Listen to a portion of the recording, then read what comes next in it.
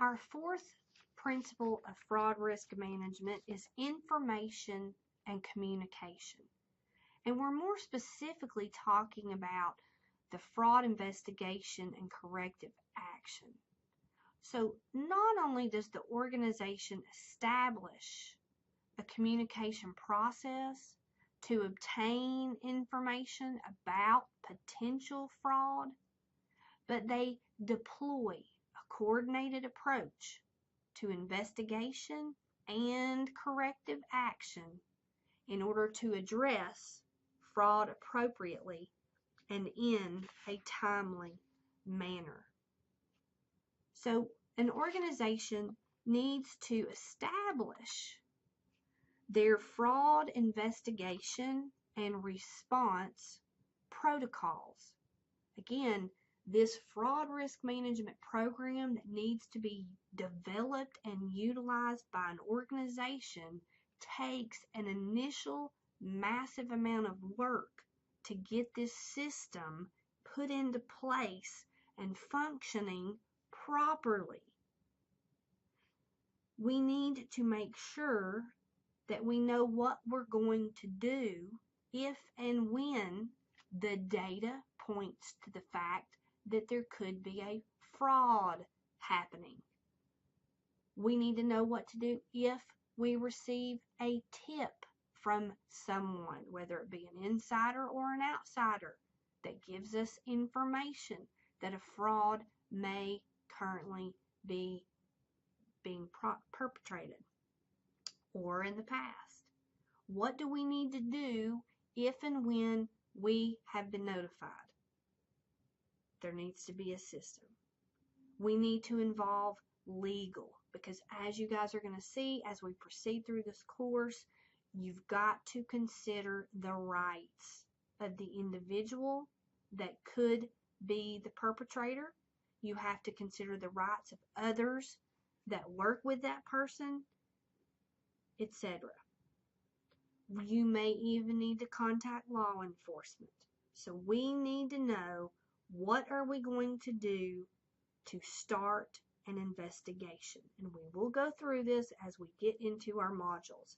But when we conduct the investigation, how are we going to be doing it? Who all needs to be involved? What kinds of things need to take place? How are we going to make sure that we maintain a proper chain of custody in regards to evidence? What data is available? How do we gather things we may need to show whether or not a fraud has occurred?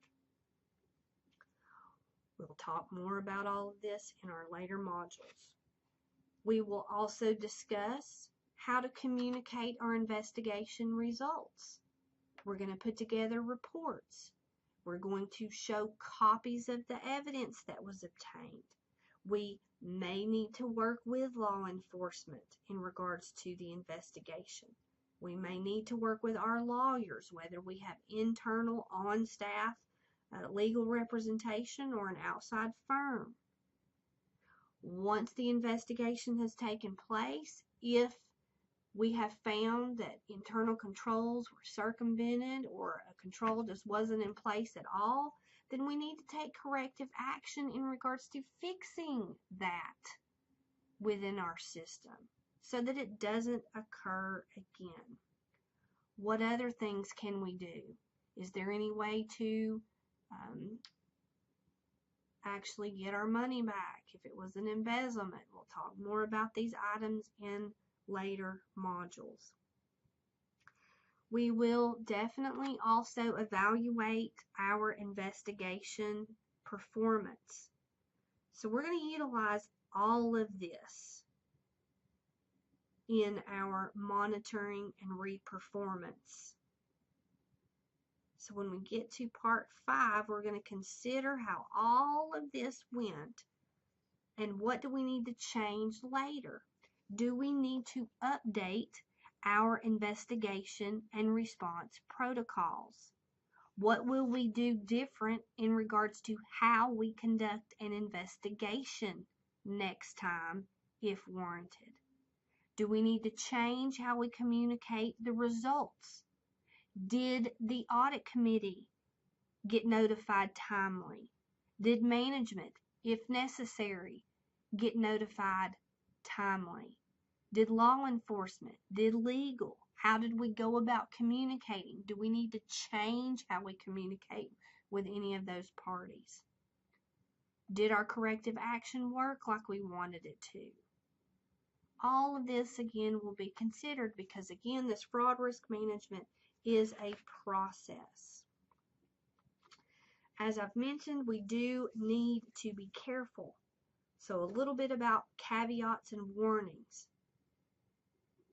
Organizations need to understand that they need to possibly call in someone outside their organization to help them if a fraud has occurred. If they don't have a chief fraud risk management person overseeing stuff, they might need to work with a certified fraud examiner to bring them in to help them.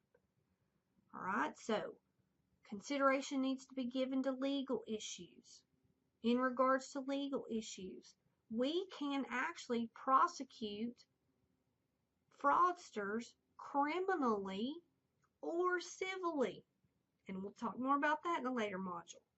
But again, we need to be considerate in regards to legal issues because we don't want to get the organization into trouble in regards to how they handle a fraud case. There are rights of suspects. There's the 4th, 5th, 6th, and 14th Amendments that we're going to see discussed later.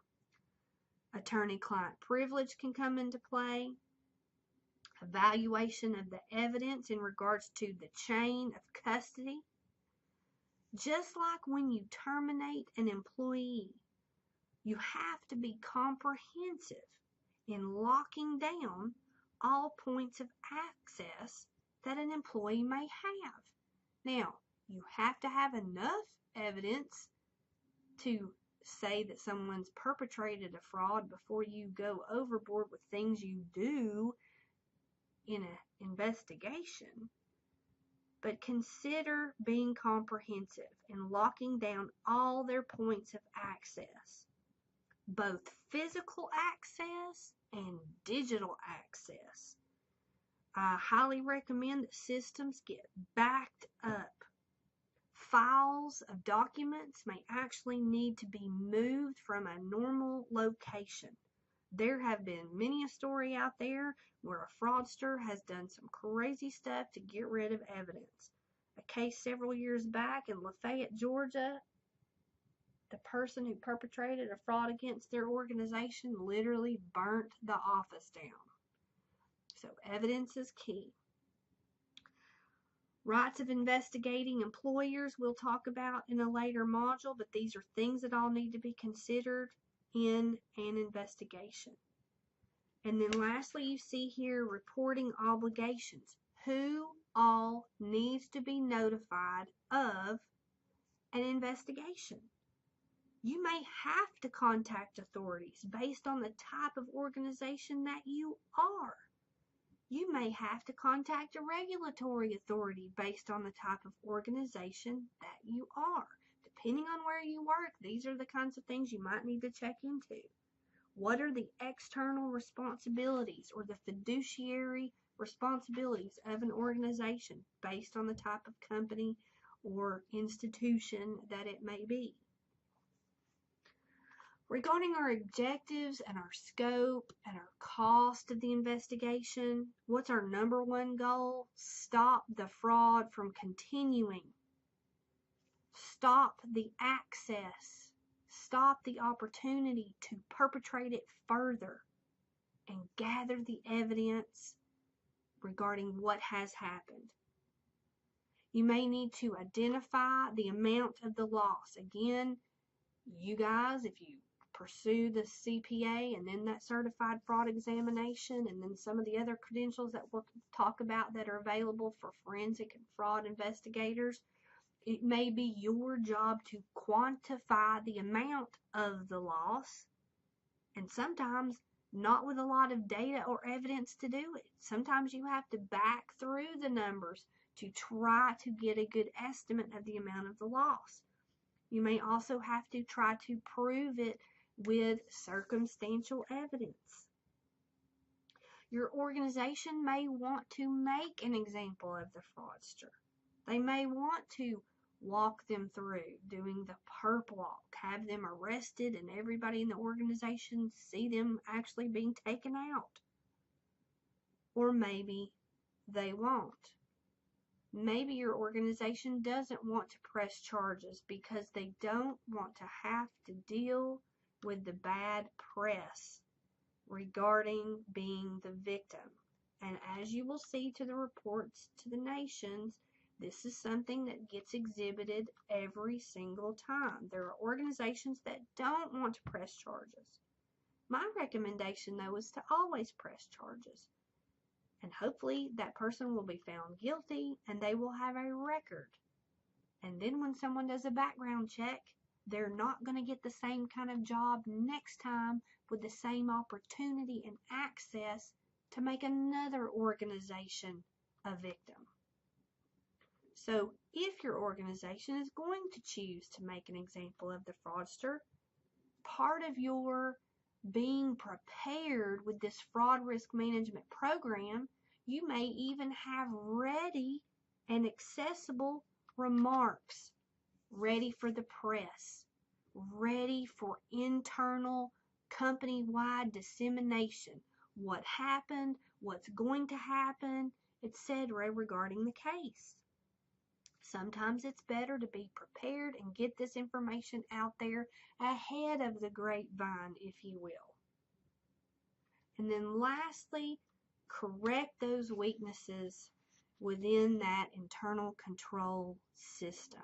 Again, it's a policy and procedures need to be fixed, and this is an ongoing process.